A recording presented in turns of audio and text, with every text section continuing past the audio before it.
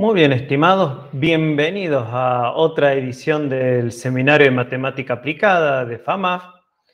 El expositor de hoy es Mariano Ferrari, de la Universidad Nacional de la Patagonia, San Juan Bosco, sede de Puerto Madryn.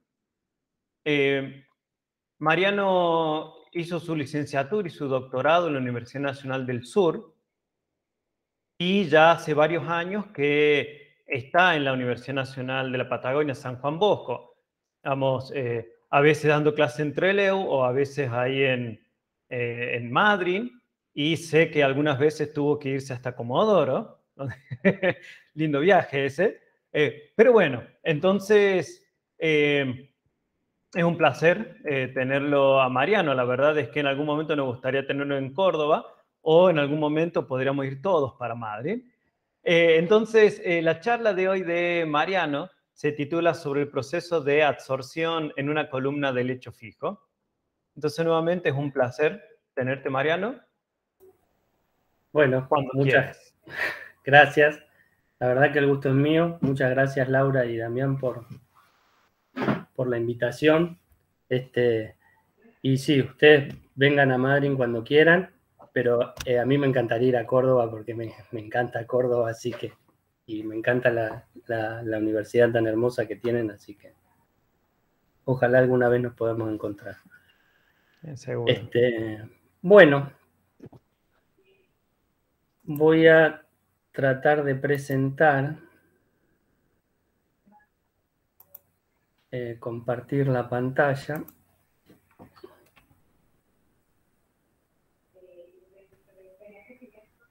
Ahí estamos, ¿no?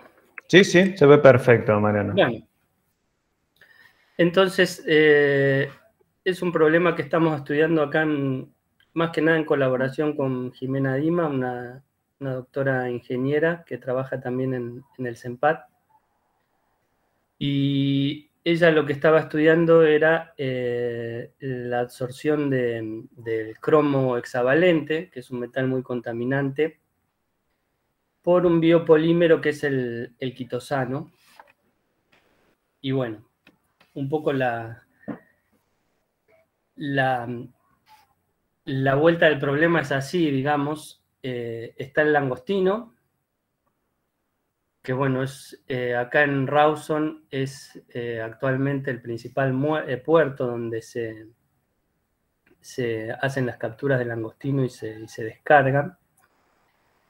Y bueno, la mayoría se exporta y también la mayoría se exporta pelado, entonces hay mucho descarte de los exoesqueletos, de la cáscara del langostino. Entonces hay como una necesidad y un interés en buscarle aplicaciones o uso a todo ese material que se está descartando.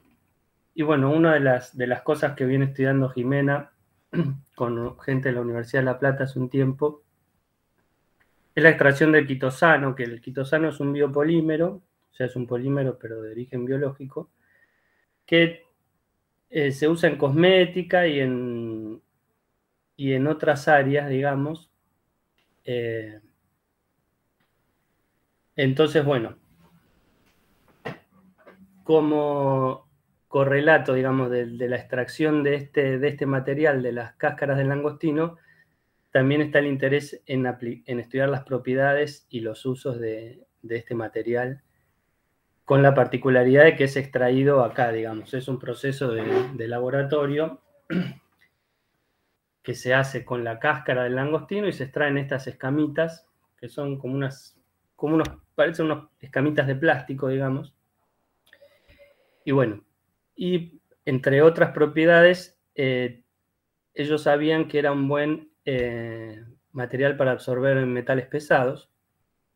Entonces, bueno, empezaron a estudiar el proceso de la absorción en el cromo hexavalente, digamos, que es uno de los más contaminantes y es como una referencia para este tipo de estudios. Bueno, entonces ya hablando ahora del proceso de absorción, hay dos maneras de absorber. Está lo que llaman la absorción por lotes o sistema batch, que es, digamos, bueno, en un recipiente, ¿no? Se pone la solución con cromo, se le tiran las escamitas estas de quitosano, se revuelve con una máquina y eso va absorbiendo lo más que pueda, digamos, y entonces, si las concentraciones son adecuadas, quedaría el agua limpia y todo el cromo absorbido en el quitosano. Yo creo que acá estamos viendo eso, ¿no? Las partículas de quitosano con el cromo abajo y el agua ya, la solución ya sin cromo. Este es un sistema donde la reacción sucede hasta que llega a un equilibrio, digamos. El sistema del que yo voy a hablar es el sistema de absorción continuo que se da en una columna de lecho fijo. ¿Qué quiere decir? Hay una columna que tiene las partículas de quitosano ahí empaquetadas. Por ahí se hace pasar la solución con cromo y bueno, eso va absorbiendo. Entonces, en el otro extremo de la columna sale la solución sin cromo y el cromo va quedando en las partículas. Bueno, y eso va absorbiendo hasta que llega un momento que se satura. Bueno, pueden ver que los experimentos que podemos hacer acá es todo más bien artesanal, ¿no? Acá tenemos la solución con cromo. Esto es una bombita de un feng shui, como una pecera, que se las ingenió Jimena para bombear la solución. Con esta pinza, apretando la manguerita, se regula el caudal con el que va a entrar el quitosano en la columna, y acá están las escamitas de quitosano que están empacadas con unas piedritas de jardín, digamos, también.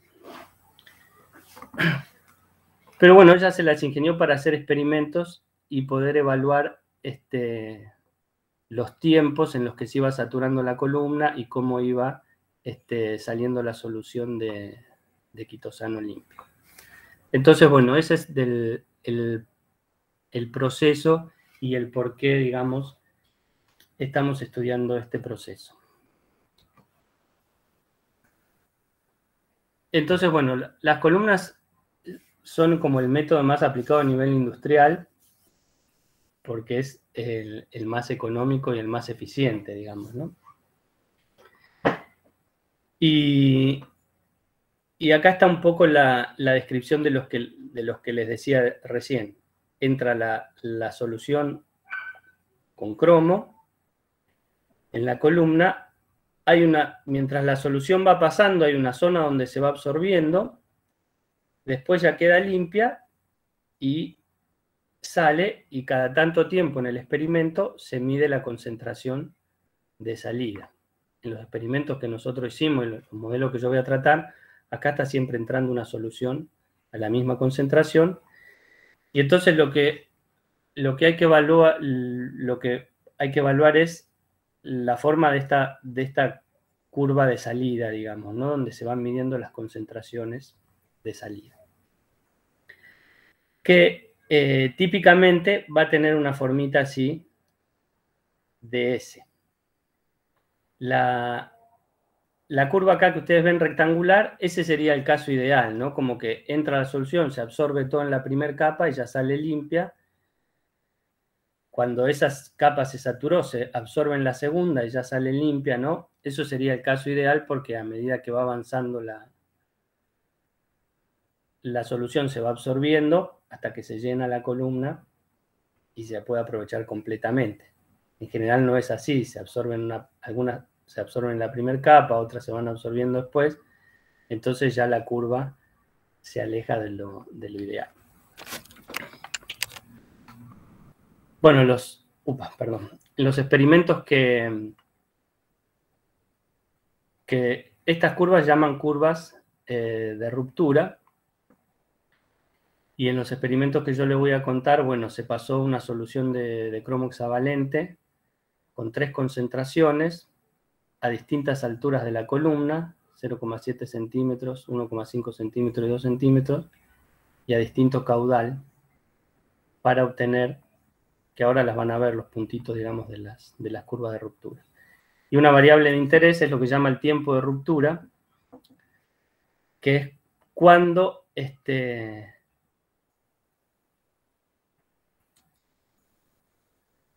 alcanza el 10%, digamos, de la concentración de entrada. Entonces, bueno, acá abajo pueden ver el experimento real, ¿no? Cuando empezó a fluir la solución, el cromo lo que tiene que es bien naranja, así que es práctico para ver. Acá se fue absorbiendo en las primeras capas de las partículas de quitosano. Después esas se van saturando y la zona de absorción se va desplazando cada vez más hasta que eventualmente se va llenando todo y ya la columna no absorbe nada. Bueno, para describir este tipo de curvas, el modelo más usado, digamos, que data del 1920, fue propuesto por Bojar y Adams, y después fue redescubierto y reaplicado con varios nombres, y es una función logística. Básicamente vamos a ver que el problema acá es que por el tipo de proceso, la curva siempre va a ser una curva S, y bueno, hay muchas alternativas de ajustar ese tipo de curvas, digamos. Y básicamente vamos a ver que la cuestión son dos parámetros, ¿no? El punto donde se levanta la curva y la pendiente con la que se levanta, el perfil que va a formar la curvita. El modelo logístico, después vamos a ver un poco de dónde sale, de resolver qué ecuación. Pero bueno, ustedes se pueden imaginar, los ingenieros acá lo que hacen es, en vez de evaluar la concentración al tiempo t sobre el C0, invierten, entonces les queda 1 más la exponencial, toman logaritmo para hacer todo lineal, y sacan estos dos parámetros a través de una regresión lineal, digamos. Y ese es como el método estándar de obtener los parámetros para modelar las curvas de ruptura a partir de datos experimentales. Por favor, cualquier duda o cualquier comentario, interrúmpanme, no hay problema. Bueno, yo les voy a contar primero un modelo probabilístico de este proceso, que lo vamos a enunciar de esta manera. Supónganse que una molécula empieza a transitar por una molécula de cromo, ¿no? El contaminante empieza a transitar por la columna y es absorbida a la altura x en el tiempo t con una cierta función de densidad de probabilidad. Entonces lo que yo quiero describir de algún modo es eso, digamos, cuál es la probabilidad de que la molécula sea absorbida a la altura x en el tiempo t. Y bueno, una manera de plantearlo es la siguiente: si consideramos la posición del frente de la zona de absorción, que va a tener una cierta densidad de probabilidad también, y qué tanto va a recorrer la molécula una vez que entró a esa zona de absorción, ¿no? Que pasó la zona saturada y entró a esa zona de absorción, qué tanto va a recorrer hasta que finalmente es absorbida, también con una cierta densidad de probabilidad. Entonces esta densidad puede expresarse como una convolución. Que esto sería, ¿no? Yo integro de 0 a x para cada x, la probabilidad de que haya entrado, la probabilidad de que sea absorbida en la altura x en tiempo t, la probabilidad de que haya entrado en la altura x menos y en el tiempo t, y menos i sobre b, porque b es la velocidad del flujo con la que se está desplazando la molécula, por la probabilidad de que recorra la distancia i para terminar siendo absorbida, ¿no?, a la altura x. Entonces, bueno, haciendo asunciones o consideraciones respecto de estas dos densidades de probabilidad, se podría modelar la F sub A, y 1 menos la función de probabilidad sería la curva de ruptura, ¿no? Porque la función esta sería la probabilidad de que sea absorbida hasta determinada altura, y 1 menos eso es la probabilidad de que pase, de que no sea absorbida, que es lo que se va a ver a la salida de la columna. Bueno, con este modelo, considerando que estas dos distribuciones son normales, y otras suposiciones, ¿no? Del estilo matemático, como para que las cuentas anden, como que la columna es infinita, aunque yo estoy considerando solo una parte con el absorbente, y otras suposiciones y simplificaciones que hay que hacer, porque si me queda un modelo con muchos parámetros, digamos, a estimar, entonces eso no me termina sirviendo para tener información de la curva. Llegamos a un modelo con dos parámetros, en donde nos queda que la F sub A tiene esta pinta. Es una distribución normal donde la media es B por D por B sub D por T, y un desvío estándar sigma sub A. Y estos son los dos parámetros. Este es como la velocidad a la que se va moviendo la zona de absorción a medida que va fluyendo el cromo por la columna, y ese es lo que me va a dar, lo que yo les decía, la posición donde se va a empezar a levantar la curva, y el sigma, la variación, digamos, es como el ancho de esa zona de absorción, que es lo que me va a dar la pendiente. Entonces la curva de ruptura del modelo va a tener esta pinta, va a ser 1 menos la función de probabilidad, esta, que se puede escribir así. Bueno, este modelo resultó que ya existía. Nosotros nos pusimos contentos porque habíamos encontrado un modelo alternativo al de Bojarian, pero bueno, era un modelo que también se usa, no tanto como el otro, y después por ahí les comento que también viene como una aproximación de otro modelo, digamos, que por ahí después les comento, pero digamos, si bien existía, no había sido deducido, justificado de la manera que lo hicimos nosotros. Y lo que hicimos para interpretar las curvas de ruptura experimentales que tenía Jimena es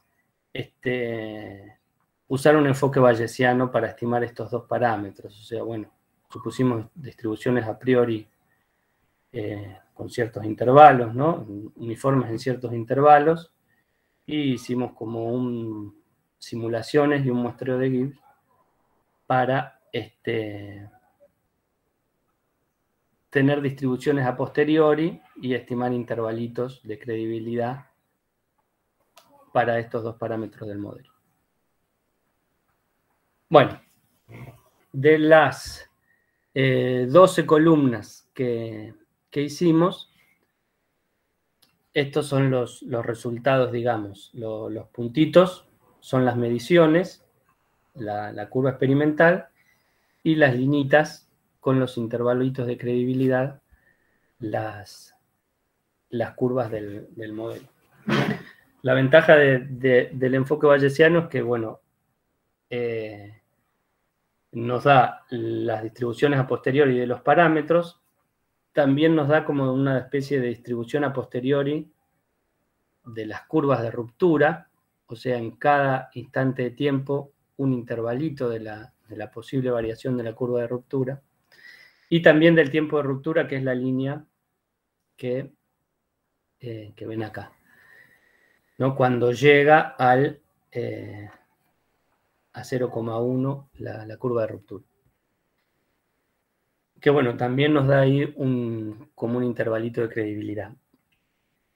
Que acá yo solo puse la línea, pero lo que vimos es que, bueno, siempre estuvo donde se vio el cambio, ¿no?, del punto de ruptura, siempre estuvo bastante bien aproximado por el modelo. Obviamente algunos ajustaron mejor que otras. Y el asunto de esto después también cómo interpretar los parámetros, ¿no?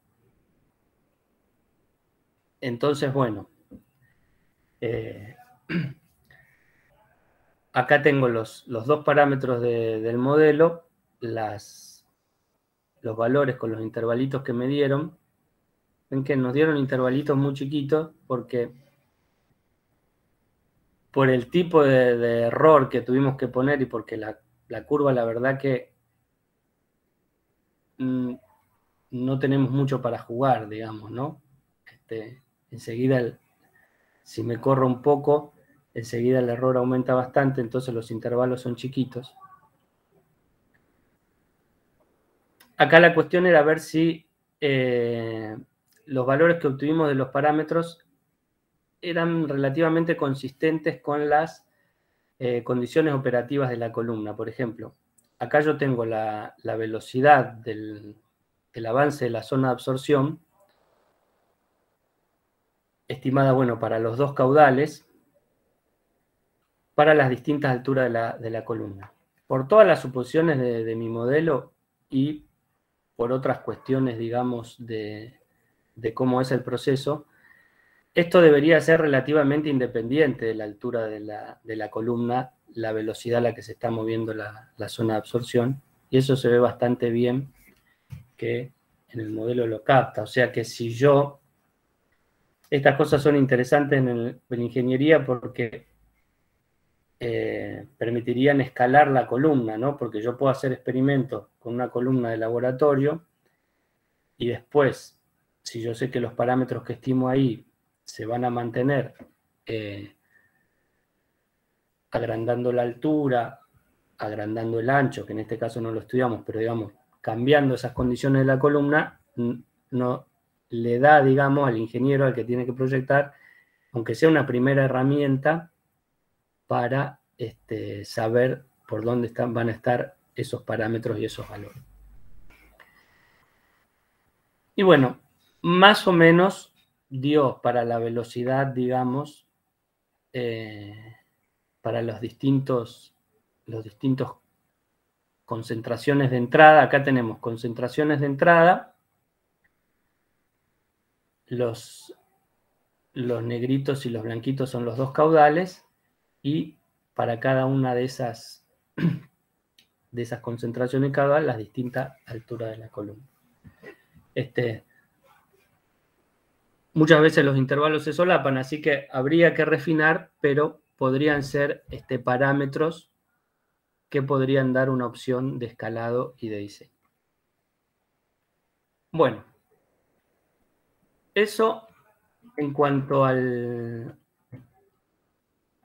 modelo probabilístico y a la interpretación, digamos, que hicimos de las curvas de ruptura con este modelo.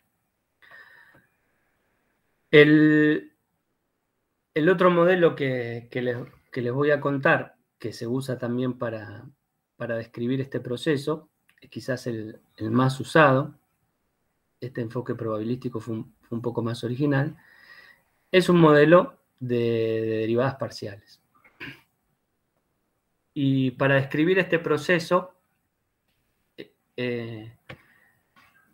hay dos ecuaciones. Una, esta que tienen acá, es la ecuación del balance de masas, ¿no? Digamos, de que toda la concentración que se está desplazando y en el tiempo y en el espacio se tiene que mantener. O está en la solución o está en el absorbente. Entonces, todos esos procesos que me afectan a la variación de la concentración se tienen que mantener. Acá, bueno, quizás esta la conocen, si le sacan el término acá la C es la concentración en la solución. Y la Q es la concentración en el absorbente. Y bueno, el Z es la coordenada espacial, que sería la altura de la columna, y el tiempo la coordenada temporal. Los parámetros que tengo, los otros valores que tengo acá es la velocidad del flujo lineal, la velocidad con la que va fluyendo por la columna, y que es un parámetro de densidad, que no es exactamente la densidad, sino que es una densidad aparente, porque está afectada por cómo es el proceso de absorción. Y una constante de difusión. Bueno, acá yo no puse las unidades, pero bueno, para los ingenieros, digamos, y para gente que lo va a aplicar, es importante aclarar en qué unidad va a estar cada cosa. Pero yo, digamos, a veces yo me olvido. Bueno, entonces si ustedes le sacan este término, que es el de absorción, la ecuación en C que queda es la de convección-difusión, ¿no? La ecuación de transporte donde hay un flujo convectivo que va con una velocidad y un flujo difusivo. Ahora, como parte de la concentración se está trasladando al absorbente, por eso se agrega este término de absorción. Y la otra ecuación que tengo asociada a este sistema es justamente la que me dice cómo es el intercambio, cómo es la variación de la concentración en el absorbente en función de la concentración en el líquido y de la concentración en el absorbente. Porque, ¿qué pasa? En general, a concentraciones altas en la solución, va a absorber rápido, entonces esta derivada va a ser alta. Ahora, cuando va bajando la concentración en la solución, ya es como que hay menos probabilidad de que se encuentren las moléculas, y entonces la absorción es más lenta y esta derivada baja. Entonces, ese es el otro proceso, digamos, lo que me describe el intercambio entre una fase y la otra. Tengo el balance de masas y el intercambio. Bueno, y típicamente se puede asumir una ecuación bilineal. En general esta constante no se pone.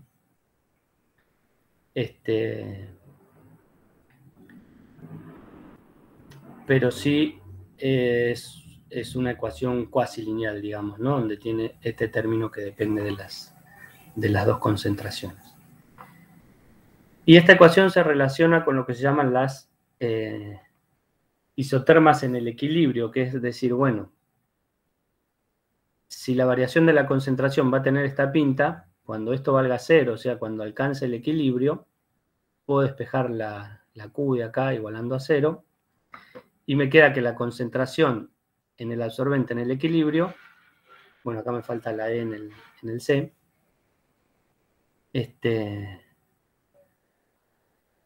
va a tener esta pinta como función de la concentración de la solución. Esto quiere decir que esta curva sí se obtiene en experimentos batch. En estos donde se pone la solución y se le tira el absorbente, cuando alcanza el equilibrio, digamos, cuando ya no absorbe más, se mide qué concentración quedó en el absorbente y qué concentración quedó en la solución. En realidad se mide la concentración en la solución y se saca, digamos, ¿no?, lo que hay en el absorbente por diferencia. Bueno, y tienen esta pinta. Acá el K0 sería 0. Por eso llegaría hasta 0. Entonces tienen esta pinta en donde, claro, a medida que la concentración en la solución aumenta, cada vez el absorbente va a absorber más, cada vez tiene más posibilidad de absorber más concentración, pero llega a una asíntota, ¿no? Hay una capacidad máxima de absorción que está por esta asíntota. Y Y bueno, estas constantes se obtienen asumiendo, ¿no?, que la curva tiene esta función, se obtienen por experimentos batch, que típicamente también, como esto, si el K0 es 0, paso el C para acá dividiendo, y en realidad C sobre Q me quedaría KCQ por C más K, me queda lineal. Hacen una regresión lineal y obtienen estas dos variables. Bueno, ¿cómo se estudia la solución de estos dos sistemas? Primero, importante para nosotros, la difusión se desprecia porque como acá en el problema que estamos estudiando, el B es grande porque está entrando forzado con un motor a la columna, es grande la velocidad del flujo convectivo en relación al flujo difusivo. Entonces, se desprecia la difusión. En otro tipo de estudio, por ejemplo, cuando se estudia la permeabilidad de contaminantes en suelo, que ahí también hay flujo convectivo y difusivo, pero ahí ya no hay tanta diferencia, entonces el término difusivo no se puede despreciar. Pero para nuestro caso, déjenme que lo saquemos. Y las condiciones que nosotros tenemos de experimento es que a partir del instante 0 empieza a entrar una solución a concentración constante C0. Entonces las condiciones de borde son que la concentración en el absorbente va a ser 0 para todo T y todo Z mayor o igual que B por T porque es la altura en donde no llegó todavía el flujo con el contaminante, que empezó a fluir en el instante 0. En cuanto a la concentración en la solución, es constante en la altura 0, porque ahí siempre está entrando a la misma concentración y para todo tiempo mayor que 0. Entonces, bueno, hay unos cambios de variable que son típicos para sacarme de encima. Este término ya me lo saqué de encima porque lo desprecié. Para sacarme de encima el término, la derivada de C respecto de T, este cambio de variable, y ya que está, acomodo las cosas, digamos, para sacarme de encima la K, y voy a considerar una nueva variable U, que es la concentración sobre la concentración de entrada, o sea que es la concentración relativa, que es lo que después a mí me va a interesar, y esto es por gusto, digamos, a la Q la voy a empezar a llamar B, para tener una idea de que estoy con estas nuevas variables. Aplicando esos cambios, el sistema que queda ahora tiene esta pinta. Tengo la derivada de U respecto de X más la derivada de B respecto de Y igual a 0. Y la otra ecuación, la derivada de B respecto de Y, me quedó con esta forma, ¿no? La U menos una constante por B, menos otra constante por U por B, menos una constante. Y las condiciones de borde ahora son que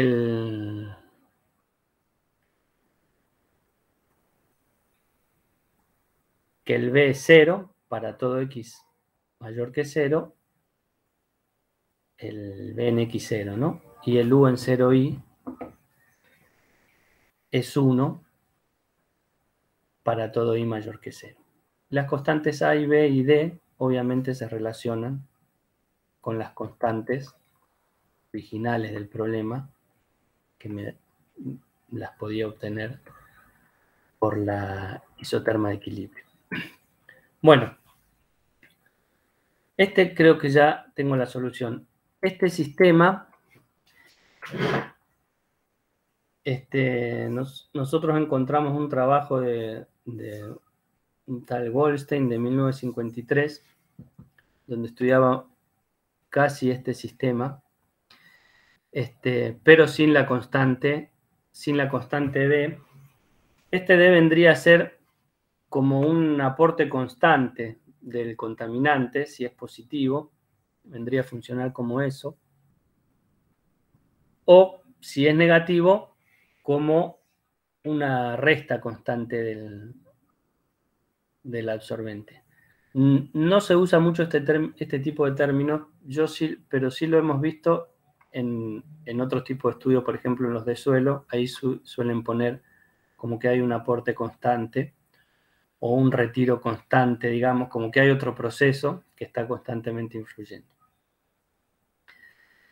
Entonces, bueno, un poco para revisar lo de Goldstein, porque estaba hecho con un método operacional medio difícil de referenciar.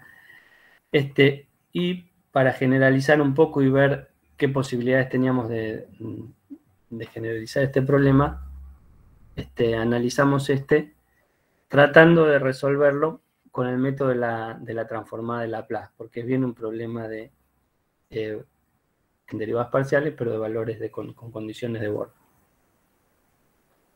Bueno, la solución, nada, se las muestro nomás, tiene esta pinta. La cuestión es que la solución para U, la solución para B es muy parecida, digamos, ¿no? O sea, tiene la misma pinta. La cuestión es que hay funciones exponenciales y aparece esta función J que se puede escribir como una especie de integral sobre una función modificada de Bessel.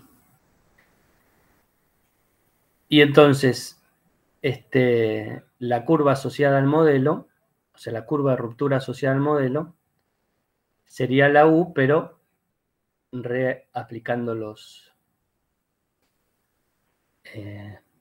deshaciendo los cambios de variable. Quiero destacar que una vez que uno tiene la solución, trae los datos experimentales que me daban información sobre el A, el B y el D, digamos. ¿Está bien? Ahora, cuando uno va a la solución general, todavía me queda el parámetro K, que era este parámetro que de algún modo me da la velocidad, digamos, ¿no?, del intercambio, porque los otros los puedo sacar en el equilibrio, pero este no. Y me sigue quedando el parámetro ρ de la densidad aparente, digamos, porque el B es el flujo lineal, ese se puede medir bien, pero este ρ no es exactamente la densidad del absorbente en la columna, sino que es un parámetro que influye, digamos, y que no es tan fácil de estimar. Entonces me termina dependiendo, digamos, la cosa de dos parámetros. Bueno.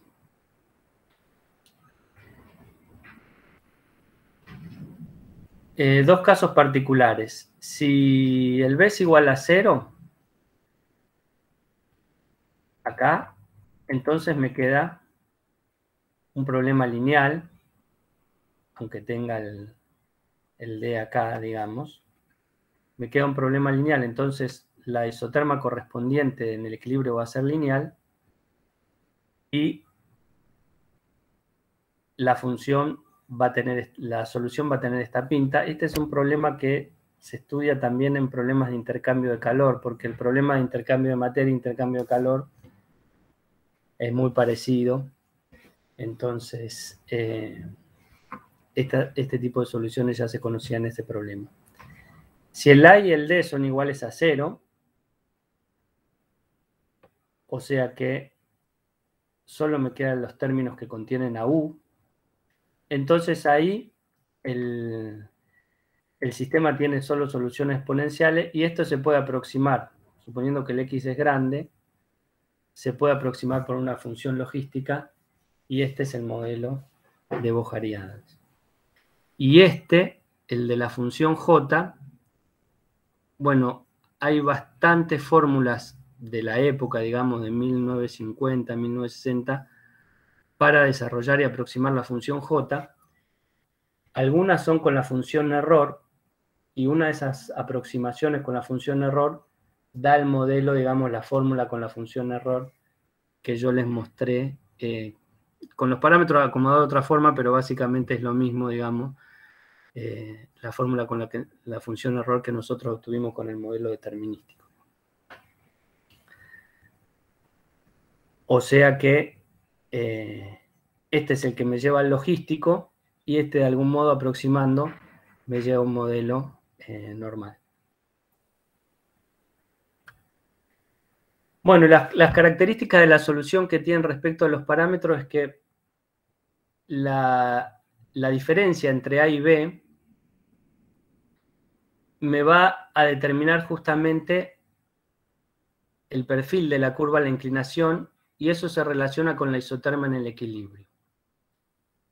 El caso, acá la isoterma, solo que yo la escribí en la variable B, ¿no? El caso, el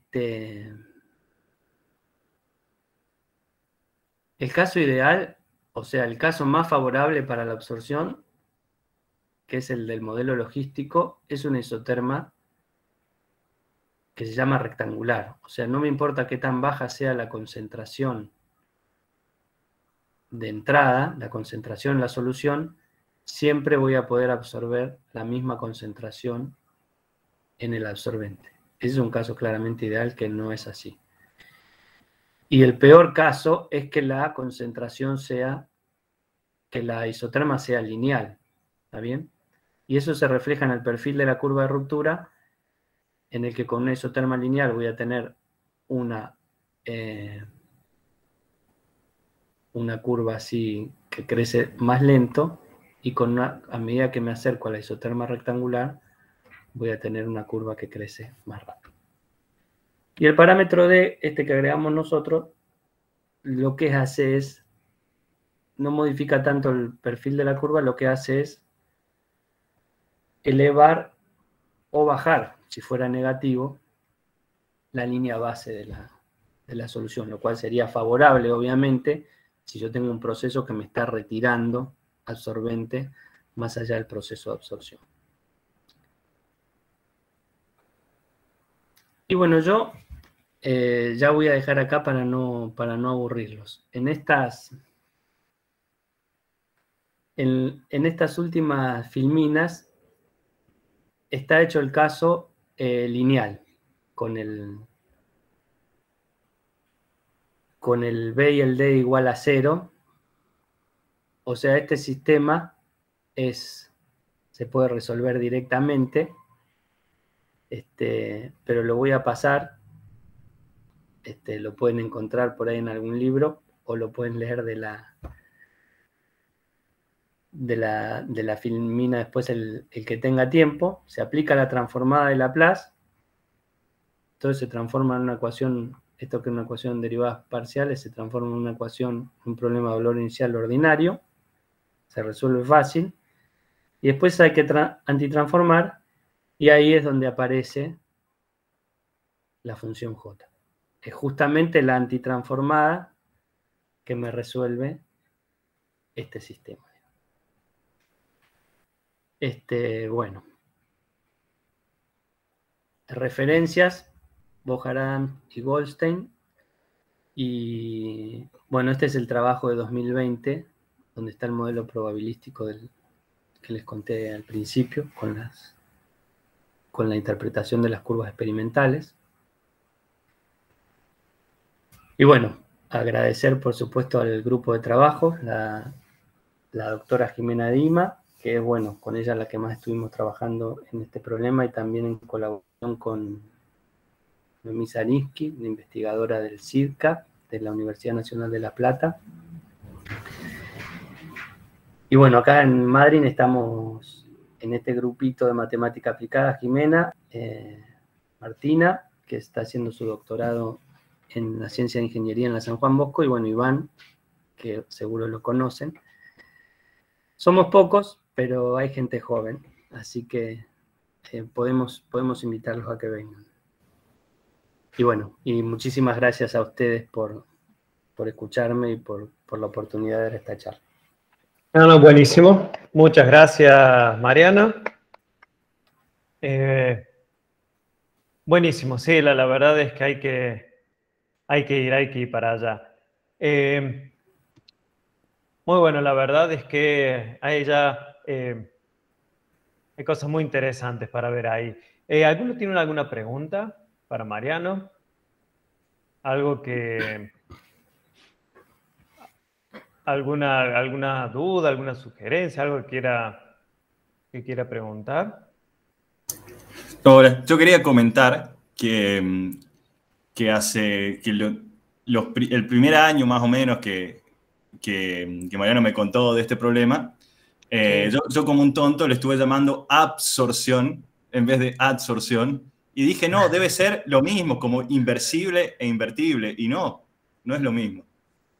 Porque No. absorción es como que chupa, pero la absorción viene de adhesión, se adhieren, las moléculas se adhieren, no es que se absorbe, se adsorbe y no es lo mismo. Así Muy que bien. si se Muy confundieron buena como yo, aclaración. todos los mails que le contestaba a Mariano, yo ponía absorción y él me contestaba de nuevo poniendo adsorción. Yo decía, qué tonto, no se da cuenta que es absorción, decía yo. Y después me di cuenta que era yo el que estaba confundido.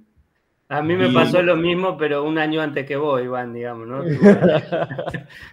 Pero muy bueno Está eso. bien. Y otra cosa que cuando después él hace un cambio de variable y tiene que resolver este sistema de ecuación de derivadas parciales, en una de las ecuaciones aparecen como unos términos no lineales ahí, donde se multiplican la concentración por la otra variable, una Q. Entonces hay un truquito que hace en uno de estos papers que está muy bueno, donde con algún cambio de variable, esta cosa no lineal acá, donde se multiplican las variables, se transforma lo transforma en una variable donde la no linealidad se pasa a las derivadas parciales. Entonces, en vez de tener una cosa multiplicada de C por Q, te va a quedar una nueva función derivada respecto de X e Y.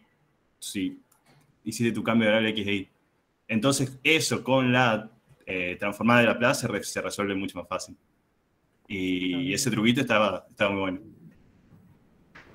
Está bien. Y ahora, digamos, ya que nadie tiene otra pregunta, mi pregunta es, al fin y al cabo, cuando ustedes quieren, obviamente si tienen la solución y conocen esos parámetros, de ahí pueden derivar muchas de estas cosas que ustedes han obtenido. Y mi pregunta es ¿es necesario contar con la forma explícita de esa solución? Digo, porque yo cuando, digamos, es lo típico, bueno, vos, Mariano, ya me conoces, viste que yo a veces digo que cuando uno sabe usar el martillo, a todo le ve forma de clavo, ¿no? Entonces, ahí, suponete, yo lo que veo es que eso se podría intentar aproximar la solución, pero de manera numérica, 100% numérica, o sea, digamos, vas a poder tener una función que la vas a poder evaluar donde quieras, vas a poder encontrar los parámetros, pero no vas a tener la forma explícita. Porque de esa manera, yo, digamos, otra cosa que a lo mejor, seguramente lo que estoy diciendo ya debe estar en algún paper, porque, bueno, o no, pero por lo menos hay muchos problemas de biología justamente, que más que todo lo he visto en propagación de enfermedades, y bueno, todo esto, viste que últimamente con todo esto de COVID han vuelto a sacar del cajón de cosas perdidas modelos de ese estilo. Que bueno, cuando vos agarrás y tenés el sistema de ecuaciones, vos directamente vos decís, bueno, en este caso vos tenés la concentración, o digamos, lo que vos podés medir, ¿no? Es la concentración en algunos instantes de tiempo y para algunas alturas de la columna. Entonces ahí agarra y decir, bueno, lo que voy a hacer es un modelo de estimación de parámetros que es del punto de vista de un problema de control optimal. O sea, vos vas a intentar minimizar el error, las voy a usar como funciones en el L2, va a intentar minimizar el error entre la medición y la solución de tu ecuación, que depende de los parámetros, sujeto a que tus funciones tienen que ser solución de ese sistema de ecuaciones diferenciales. Entonces, si vos lo ves ahí como un problema de control, vos vas a poder, digamos, desde el punto de vista numérico, un problema de minimización, digamos, en este caso será en un espacio de Hilbert, pero bueno, de todas formas, después eso se programa y se lleva, y se puede ajustar esos parámetros directamente desde el punto de vista computacional. O sea, vos podrías tener tus funciones, obviamente una muy buena discretización de tus funciones, sin tener la fórmula explícita, y con eso he visto ajustes paramétricos así, pero con estos modelos que más que todo son de propagación de enfermedad y cosas así, espacial, porque a veces le ponen, o sea, sin matar el término de la difusión, que, digamos, ahí le puedes preguntar a Iván, que se anda golpeando con esas cosas, que por más de que sea el muy pequeño, hay a veces es preferible dejarlo pequeñito pero positivo, por lo menos desde el punto de vista numérico, porque te da estabilidad. Pero, pero eso a lo mejor, digamos, si es que quieren tener el perfil de la función y no necesariamente la forma explícita, yo creo que ahí es algo que tranquilamente se podría hacer visto como uno de estos problemas de ajuste paramétrico, de control optimal de ecuaciones en derivadas parciales. Sí, sí, seguro, es re interesante. No sé qué tanto habrá hecho porque por lo que yo sé, como que en ingeniería son medios reacios o digamos que son como muy fanáticos de las formas básicas, lo cual está muy bien, digamos, ¿no? Porque a ellos les sirve. Y un poco acá el problema es que no es tanto el perfil de la curva, obviamente sí, pero después la cuestión es que los parámetros sirvan para escalar, ¿no? Sirvan para diseñar una columna a una escala mayor. Pero sí, podría ser y es interesante, seguro. Sí, yo más que todo a veces lo pensaba porque en estas, también cuando hiciste el modelo de que vos tenés como las distintas capas que va pasando y va filtrando, que bueno, que a veces en esas capas vos tenés digamos, cierto contenido con ciertos parámetros, y entre capa y capa te queda un pequeño vacío, o hay una pequeña cosita donde eso le quita a veces la continuidad a muchas de estas funciones, porque ahí realmente tenés un quiebre. Y a veces cuando vos lo escribís de estas formas paramétricas, digamos, pensándolo como funciones, muchas veces vos podés tener funciones que tranquilamente están en el L infinito, que te permiten tener esos saltos, o una función tipo escalón, claro. Y del punto de vista numérico, cuando vos lo discretizás, vos decís, bueno, te tomás una base, que la base sea una base de estas funciones tipo escalón, y vos lo agarrás y le pones distintas constantes en cada uno de esos pequeños compartimentos, y a priori eso te puede permitir tener un modelo que se ajuste a esos quiebres que eso, ¿viste? Te rompe la diferenciabilidad, te rompe todo tener ese tipo de cositas. Pero con una función en el L infinito, eso se puede ajustar bien ahí, que es lo que a veces suele hacer. Pero muy interesante todo eso. Y, digamos, y otra pregunta ya, desde el punto de vista de la aplicación. Armar este tipo de cosas y ir y sumergir estas columnas para ir liberando, para ir quitando esas toxinas de la plataforma submarina en algún lugar por ahí, o cuál sería un poco la aplicación de... Y esa sería la idea, ¿no? O sea, la aplicación sería que realmente si el quitosano es bueno para filtrar metales pesados, sí, para filtrar aguas residuales, ¿no? Sobre todo aguas industriales, que vienen de desechos de las industrias, que son los que por ahí están muy contaminadas con metales pesados. Entiendo yo que también lo que se está haciendo es como poner en valor en el quitosano. Acá Jimena cada tanto tiene unas preguntas como para hacer una planta para transformar estos exoesqueletos de langostino en quitosano. Pero se ve que todavía tan rentable no debe ser, o no están tan convencidos, digamos, porque de hecho todavía no se hizo. Entonces es como poner un poco en... darle valor, digamos, a estos desechos del langostino, como para que se puedan aprovechar y reutilizar, digamos, ¿no? Claro, estaría buenísimo eso. Estaría buenísimo. O sea, pero lo que vos decís es que prácticamente, o sea, que en el mundo no se ha puesto todavía en práctica eso a nivel industrial. Ahí ya desconozco, no, me mataste, no sé si realmente así con biopolímeros.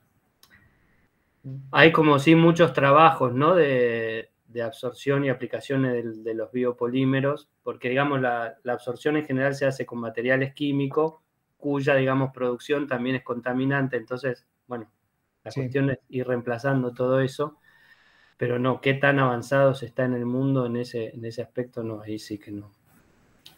Pero, No sé. pero de todas formas, digamos, si se logra hacer eso, estaría buenísimo.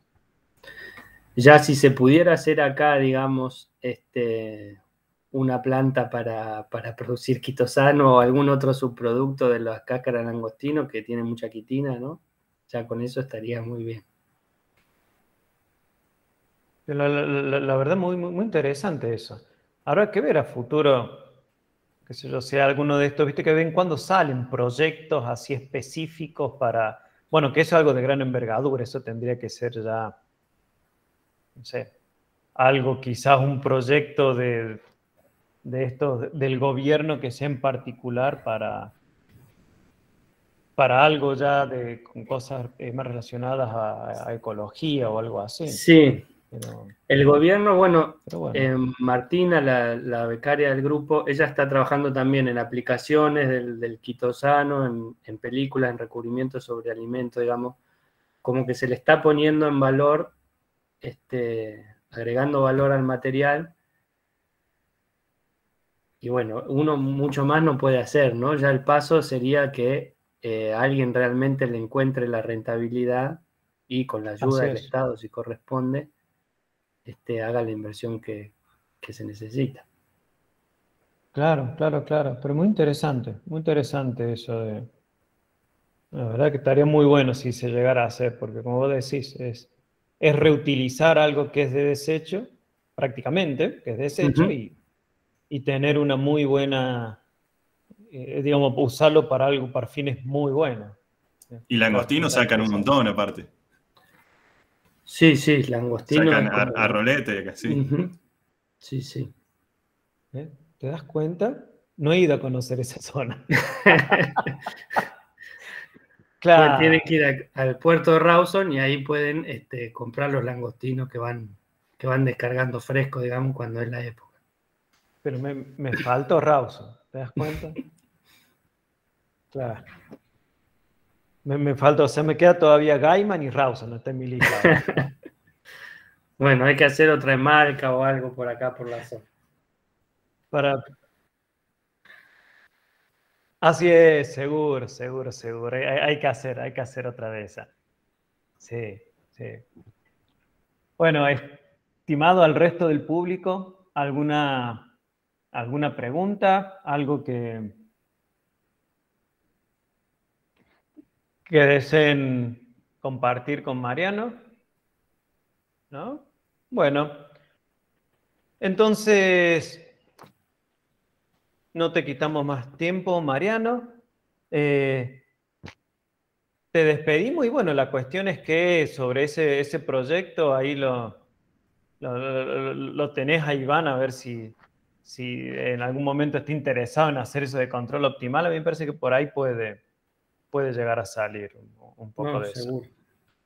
Yo lo primero que le dije fue, esto no se resuelve numéricamente. Cuando estaba buscando, no, busquemos las soluciones analíticas. No, numéricamente no. Bueno, busquemos porque hay que antitransformar esas cosas que son bien feas, pero bueno. Sí, eso es lo primero que me salió decir. Ya Así que vamos a llegar. si algún día hace falta. Sí, ya. No me parece que, digamos, algo va a salir, seguramente algo va a salir por ahí. Bueno, entonces, listo, Laura, cuando quieras, puedes parar de grabar.